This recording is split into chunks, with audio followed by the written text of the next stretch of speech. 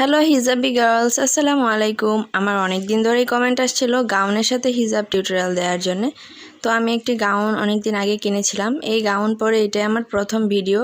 মানে আমি ড্রেস কিনি কিন্তু এটা পরে ভিডিও করি না সচরাচর। যেগুলো আগে থেকে বোরখা পরে ভিডিও করে ফেলি, নর্মাল ড্রেস পরা থাকে সেগুলো পরেই কিন্তু ভিডিও করে ফেলি। তো আজকে এই গাউনটি পরলাম, পরে ভিডিও করছি।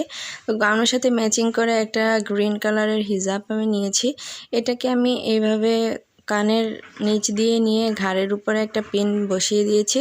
একটা পাশ একদমই খাটো নিয়েছিলাম, আর যে লং পার্টটা নিয়েছিলাম সেটাকে আমি এভাবে ঘুরিয়ে অপর পাশে নিয়ে চলে আসব।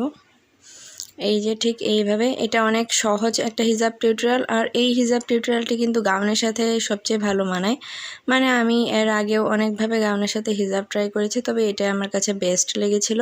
তো আর এই হিজাবটাও ক্র্যাপ হিজাব ছিল। এটা যেভাবে ইচ্ছে সেভাবেই বাঁধা যায়, মানে এটা এলোমেলো হয় না সহজে। তো খুবই কম পিন লেগেছিল আমার এই হিজাবটা করতে। তো এইভাবে আমি এই পাশটাও একটা পিন করে দিলাম। তোমরা তো দেখতেই পাচ্ছ কত সহজেই হয়ে গেল আমার হিজাবটা। তো এখন একটু ঠিক করে নিচ্ছে। সামনে দিয়েও এটা একদম ফুল কভারেজ হয়েছে, আর পিছন দিক দিয়েও ফুল কভারেজ হয়েছে। তো এখন হিজাবের যে বাড়তি অংশটা ছিল সেটাকে আমি এভাবে ভালোভাবে ভাঁজ করে কাঁধের উপরে উঠিয়ে নিলাম, এবং এইখানটায় আমি একটা ব্রুচ পরবো এখন।